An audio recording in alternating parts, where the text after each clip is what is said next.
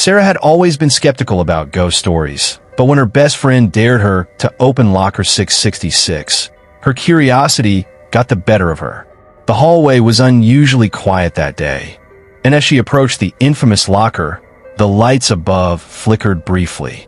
With trembling fingers, she twisted the cold metal lock. As the locker creaked open, a musty, icy air spilled out, chilling her to the bone. Inside, there was nothing except a faded yearbook photo taped to the back wall. The face in the photo had been scribbled out. Suddenly, she heard it. A whisper. "Help me." She turned, but the hallway was empty. From that day on, Sarah was never the same. She complained of hearing whispers in her sleep, seeing shadows moving in mirrors, and feeling watched in empty classrooms. When she tried to avoid the locker, it would somehow appear in her dreams, always open, always whispering. Maplewood Middle School had honored Mr. Thompson after his untimely death by placing a plaque outside his old classroom. But strange things began happening shortly after. Students who passed by room 204 at night swore they saw a man inside, pacing and muttering about unfinished lessons. One evening, a group of friends working on a school history project stayed late.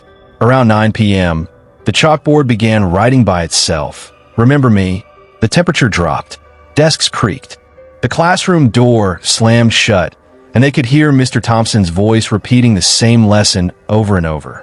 When the janitor finally opened the door, the students bolted out, pale and shaken. They later learned Mr. Thompson had died while trying to save a student on that very field trip, and no one ever found the student. The room was sealed with yellow caution tape, hidden behind layers of dust and cobwebs. According to legend, room B13 had been closed since 1974 after a student fell through a rotting floorboard and died. On Halloween night, 4 seniors decided to explore it. As they stepped inside, the air became thick. One of them swore the smell of old books turned into the scent of rotting wood and blood. The floor groaned with every step. Then the door slammed shut behind them. They tried to laugh it off, but the laughter stopped when they heard footsteps on the ceiling. Then whispers. Then a scream that didn't belong to any of them. One girl fainted. When the door finally opened, hours later, they found deep scratch marks on the inside of the door. None of them remembered making them, and none of them were ever seen laughing again.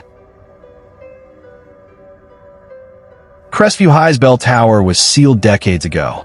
Everyone believed it didn't work anymore, but it rings. Only at midnight. Only for the missing.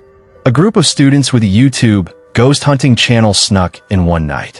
They filmed everything until they reached the top. There they found a book, ancient and heavy, with names etched in what looked like dried blood. They flipped through the pages and saw one of their own names at the end. The bell rang. The camera shut off. The next morning, only 3 of the 4 friends came back. When asked where Jacob went, they claimed he never came with them. But the janitor saw him enter. And the book? It had one more name added.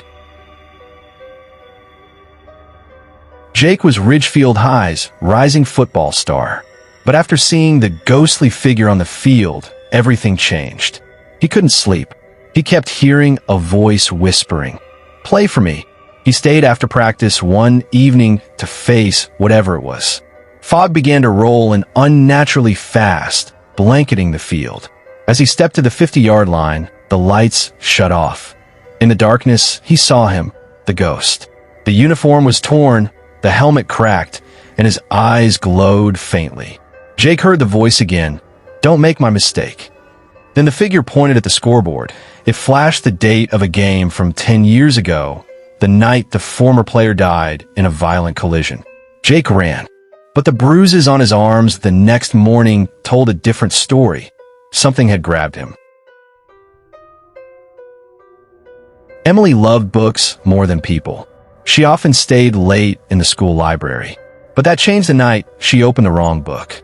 It was an old leather-bound volume with no title. As she flipped the pages, words began rearranging themselves. They formed a name, hers.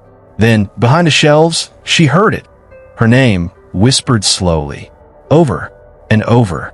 She stood, turned toward the sound, and saw a figure with no face, just pages flapping like wings where eyes should be. She dropped the book and ran. The librarian found her hiding in the janitor's closet, shaking and silent. She never spoke again. And the book? It was never found. But sometimes, late at night, the lights in the library flicker, and someone whispers, "Emily,